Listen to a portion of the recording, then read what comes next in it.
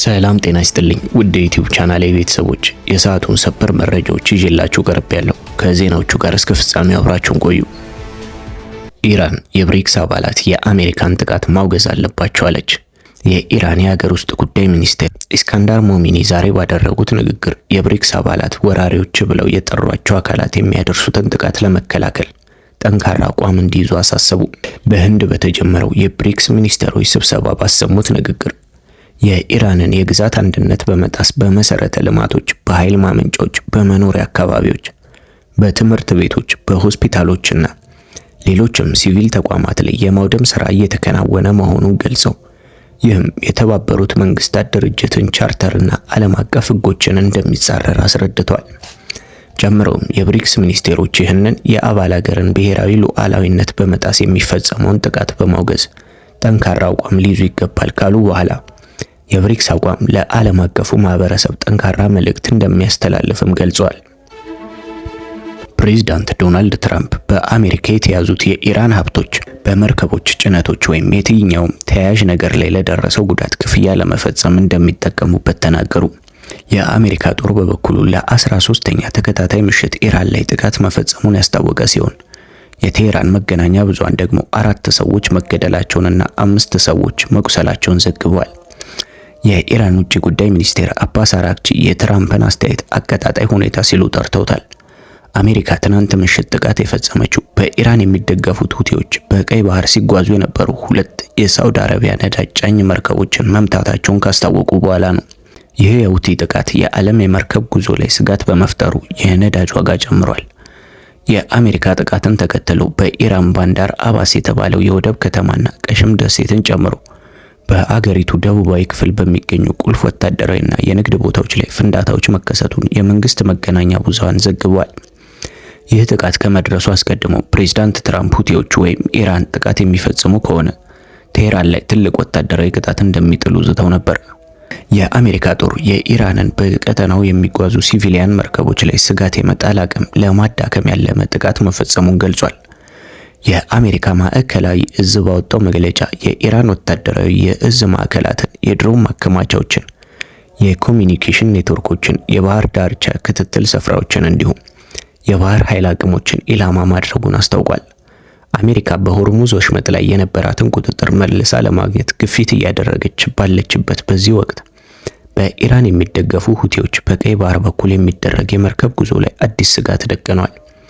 ይህንንም ተከትሎ የነዳጅ ዋጋ ከግንቦት ወዲህ ለመጀመሪያ ጊዜ በበርሜል $100 በላይ ተሻግሯል። ይህ ቀጠናዊ ውጥረት በቀጠለበት ሁኔታ ፕሬዝዳንት ትራምፕ መርከቦችና ጭነቶች ላይ ለደረሰው ጉዳት የሚሰጥ ካሳ አሜሪካ እጇ በሚገኘውና በምትቆጣጠረው የኢራን ገንዘብ እንደሚከፈል ተናግሯል። ለዚህ የሚውለው የገንዘብ መጠንም እጅግ ከፍተኛ ሊሆን እንደሚችል ገልጿል። ለዚህ የትራምፕ አስተያየት በጽሁፍ ምላሽ የሰጡት የኢራን የውጭ ጉዳይ ሚኒስትር አባስ አራግቺ በዚህ አይነት ገንዘቦች የሚደሰቱ ወይም የሚያተርፉ አካላት ማስታወስ ያለባቸው መንግስታት አንዴ ንብረት መውረስን ከተለማመዱ በኋላ የማንም ሀብት ደህንነቱ የተጠበቀ የማይሆን ነው ብሏል። ተከትሎ የሚመጣው ቀውስ ያማረ ወይም ሰላማዊ አይሆንም ሲሉም አስጠንቅቋል። በስፔን እና በእስራኤል መካከል ያለው ዲፕሎማሲያዊ ውጥረት ይበልጥ እየተካረረ በመጣበት በአሁኑ ወቅት የስፔን የህፃናትና ወጣቶች ሚኒስተር ሲራሬጎ በእስራኤል መንግስት ላይ እጅግ ጠንካራና የበረታ ወቀሳ ሰንዝሯል። ሚኒስተሯ ማድሪድ በእስራኤል ላይ የምታቀርበውን ትችት በተመለከተ በሰጡት አስተያየት እኛ የስም ማጥፋት አልፈጸምንም፣ ገጽታቸውን ገለጸን እንጂ እናንተ የዘር ማጥፋት ፈጻሚና ወንጀለኛ መንግስት ናችሁ ሲሉ የእስራኤል መንግስትን አካሄድ አጥብቀው ኮንነዋል። ይህ አስተያየት የተሰጠው ስፔን በጋዛ እየተካሄደ ያለውን ወታደራዊ እርምጃ በተደጋጋሚ ስትቃወምና እስራኤል ዓለም አቀፍ የሰብአዊ መብት ህጎችን ጥሳለች በማለት ተጠያቂ እንድትሆን በጽኑ ስትጠይቅ በቆየችበት ማዕቀፍ ውስጥ ነው።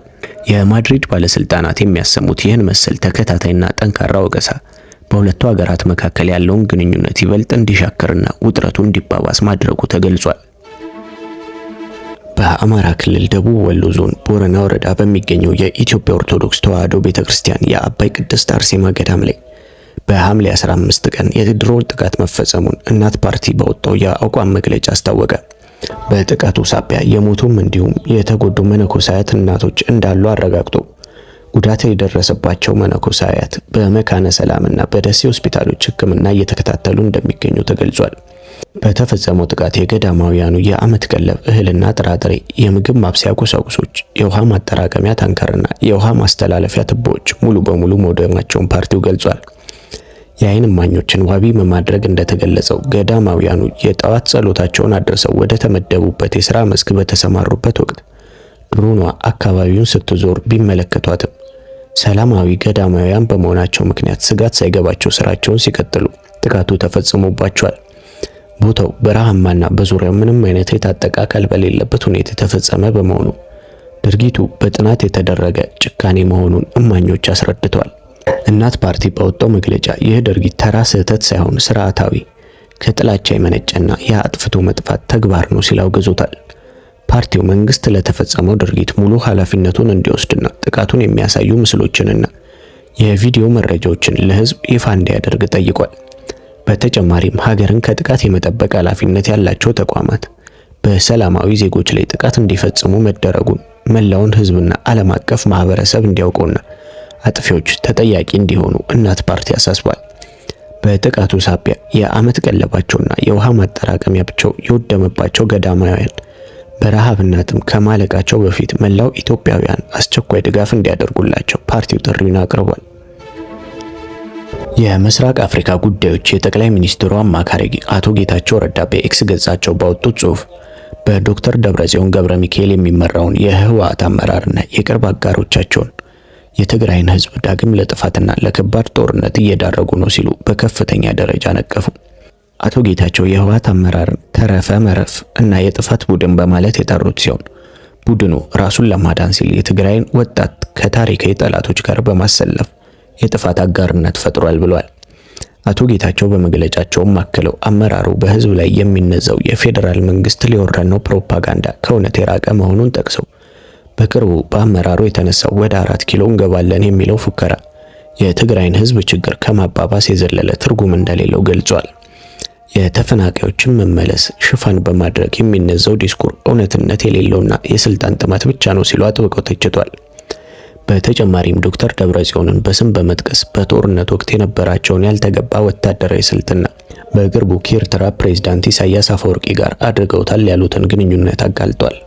አቶ ጌታቸው እንዳሉት ዶክተር ደብረጽዮን ወደ ኤርትራ ተጉዘው የጦር መሳሪያ ለመጠየቅ መሞከራቸውንና ፕሬዝዳንት ኢሳያስም ባለህ ጀምር እኔ ያስከትላለሁ የሚል ምላሽ እንደሰጧቸው ገልጿል። ይህም የትግራይን ህዝብና ወጣቱን የኤርትራ መንግስት የፖለቲካ መጠቀሚያ ለማድረግ የታለመ የአራዊት ውል ነው ሲሉ አውግዘውታል።